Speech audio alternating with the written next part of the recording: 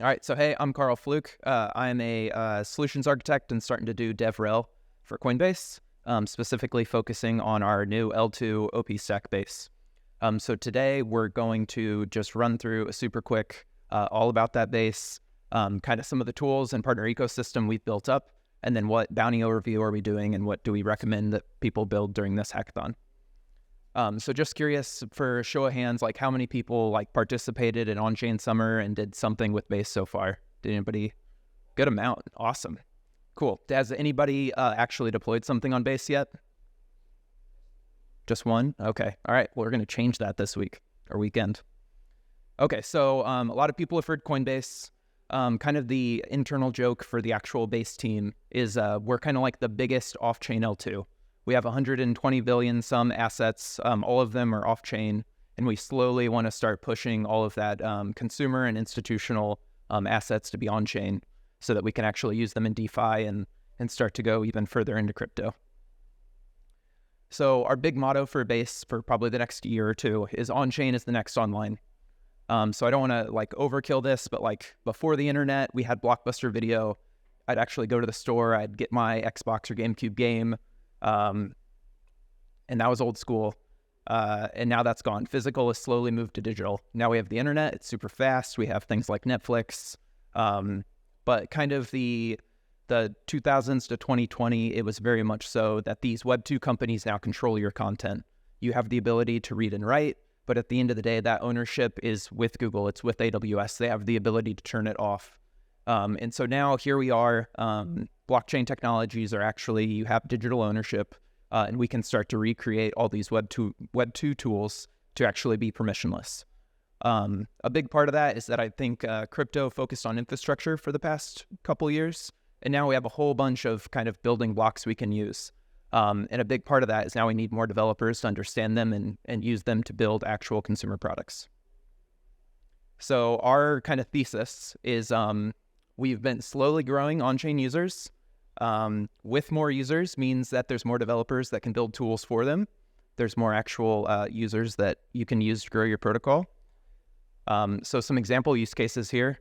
We have Farcaster for social media. Local to New York, there's Blackbird, which is starting to do some like restaurant loyalty programs. So you can imagine that's a combination of tokens and NFTs. And then a good partner, Parallel, they have a trading card game that I like a lot, but starting to do some of that GameFi on-chain. So as we have developers, they start to expand these use cases that we can provide. And then ultimately that means that transactions will continue to grow on-chain. Here, the blue line is Ethereum. It's been more or less at capacity since 2020.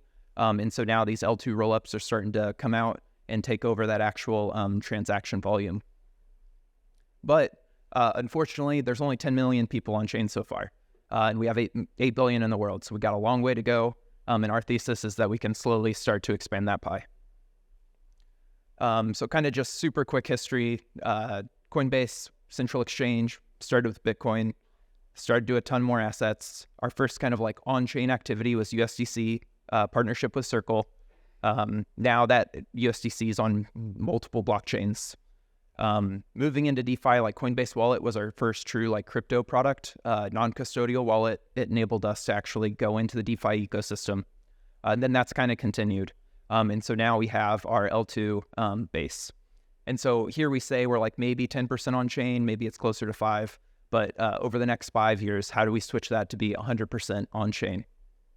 Okay, so a lot of people have already used Base, so I'll kind of quickly go over this. We chose the OP stack mostly because it's MIT licensed. Coinbase is the second core contributor to the Optimism Collective and like the OP stack.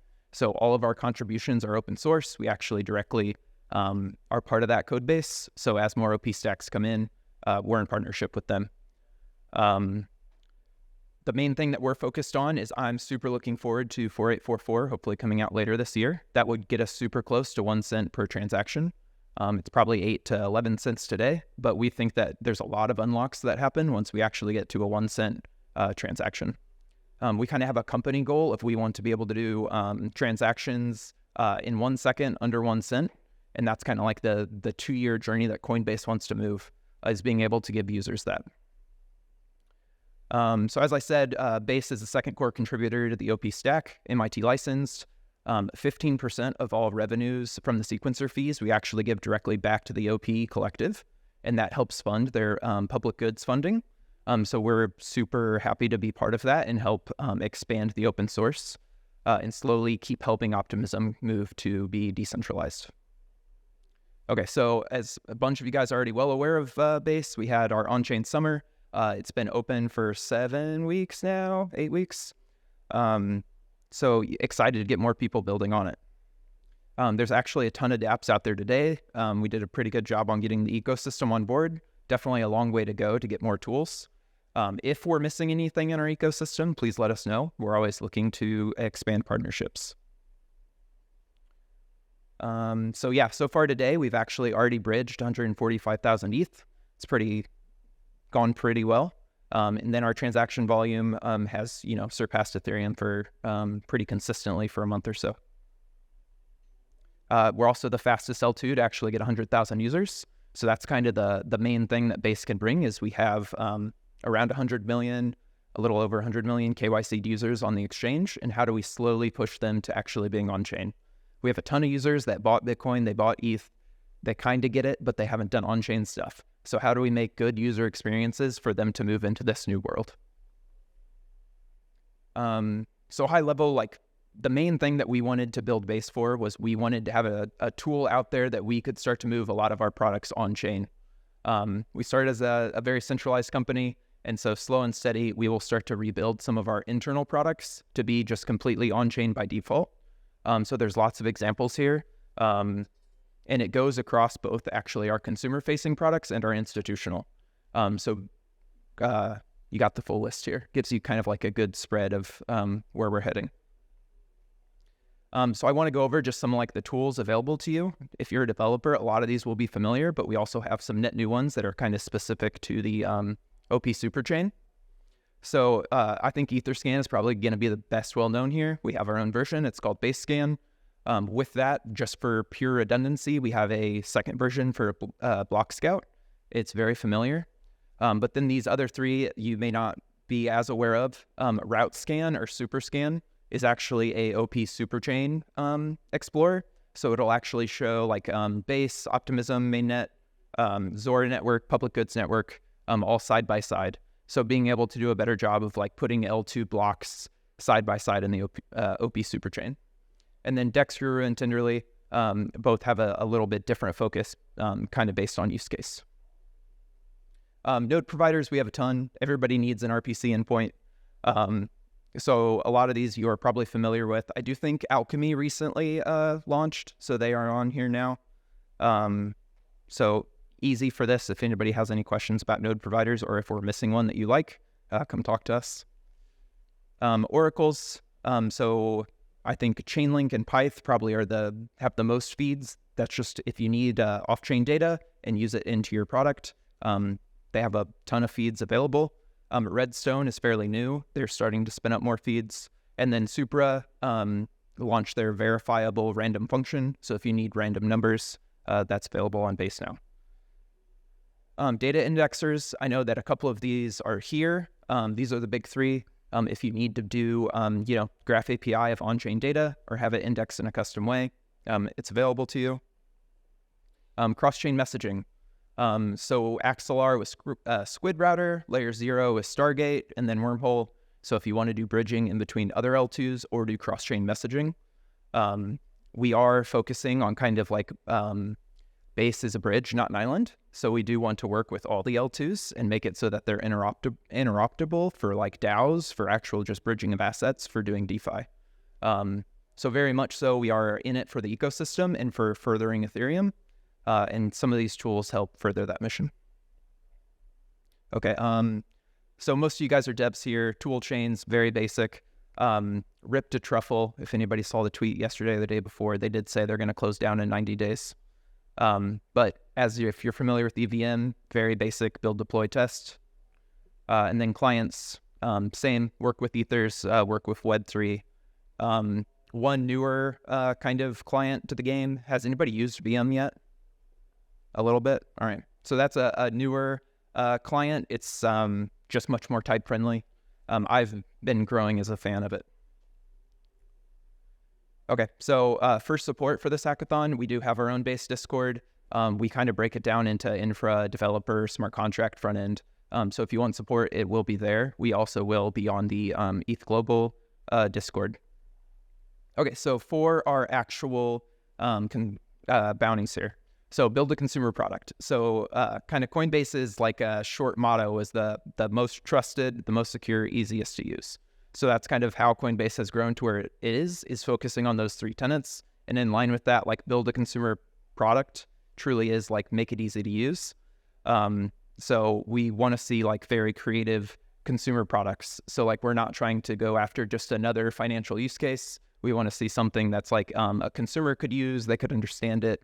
It's not confusing. So we gave just a few examples here. Use account abstraction, make subscriptions easier. Do something with ticketing, show kind of some benefits of like what being on-chain means and how that's more visible and helpful. Second big bounty is just do a creative NFT project. So we wanted to be vague on this on purpose, just so that you can be creative and fit kind of with what you want to build. So examples here are like we had on-chain summer. We had a ton of users go through and mint different NFT collections. Like what could you find out from that activity? Another account abstraction kind of idea, but how could you combine paymasters with NFT activity to actually choose, do I pay for gas for somebody or not? And some novel ways of doing that. Onboarding 6x5 wallets. So if anybody has a good use case for actually using like the NFT wallet and, for a loyalty program, I don't want to be very prescriptive with use case, but just creative use of it. And then lastly, how do you combine like NFTs with attestations? Ethereum attestation service went live on Base 2 weeks ago. And it's just a way to be able to attest on a custom schema that somebody did something or has something. Okay, so before I do Q&A, I just want to show one fun project that I've been a fan of. So this is called Base Paint. And so this was just a project that every day people agree on a theme. People can come in and do 1 pixel. So did anybody take place in like the Reddit art place? A few people. So it's kind of like a different idea of that is that every day you have pixel artists, they can do mini pixels based on a time frame. After 24 hours, it gets snapshotted and people can mint those NFTs. So yesterday, apparently the theme was Lens. So here's a Lens Garden custom art piece. You can mint it. They're not very expensive. And then after that 24 hours, the open edition ends. And my favorite part is that the amount of ETH that was collected. So in this example, Lens Garden yesterday has had 1,400-ish mints so far. That was 3.4 ETH. And what they do is actually take that ETH income that they had and they redistribute it to the pixel artist. So 645 artists got some amount of that 3.4 ETH. So just a very creative, consumer-friendly way of, hey, let's get people to collectively make an art piece. Let's mint it and let's redistribute those funds back to the artists. With that, does anybody have any questions? Yeah. What sort of documentation can you provide for to stuff like React Native or just things or like API sub for make for it? Yeah, so base.org is our main website, and under here, docs, it kind of has like the high levels of what all of our actual ecosystem partners have. But if you're kind of new to Solidity or smart contracts, Basecamp is a pretty well formulated walkthrough of all these kind of like what are ERC20 tokens, what is a lot of the basics of these. And we do have like NFT badges once you get through certain sections. So this is always my starting point. Like, is there any sort of like as keys or base or M's? Yeah, so the question was, are there any other like SDKs for Base? So essentially, the OP stack is EVM equivalent. So anything that, almost anything that works on just L1 Ethereum, you should be able to use directly in place with Base. You would just switch out your RPC endpoints to point to the correct chain ID and the correct RPC node. Great. Sound good. Thank you. Yeah. Yeah, for that, I'm not sure you got both outside. I didn't see it. You recommend like only like you need to explore. That just worked out. So where's Jim? Yeah, so the question was, where can you guys seek out help? In the ETHGlobal Discord, we should have a partner Coinbase channel. And so we have a few people remotely that'll be monitoring that. And then we're more than happy to like jump on Google Meet or Discord video.